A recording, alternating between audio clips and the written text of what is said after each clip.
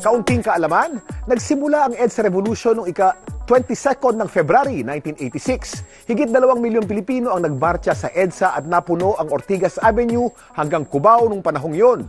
Hindi pa puro ng billboards at gusali ang EDSA. Ang lugar kung saan nakatayo ngayon ang isang malaking shopping mall sa kanto ng EDSA at Ortigas Avenue ay dating landing spot ng mga helicopter. Dito nagtipon-tipon ng mga tao at walang takot na hinarang ang mga tangke ng militar. Sa kanto ring ito makikita ngayon ang EDSA Shrine. Tinayo ito 3 taong matapos ang People Power bilang tanda ng matagumpay at matahimik na pag-aalsa. Matatagpuan naman ang isa pang monumento sa kanto ng EDSA at White Plains. Ito ang People Power Monument.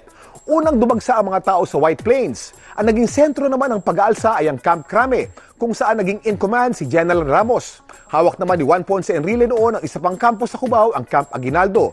Nagtayo ang mga tao ng ilang barikada sa EDSA Cubao gamit ang mga puno, sandbag at drainage grills.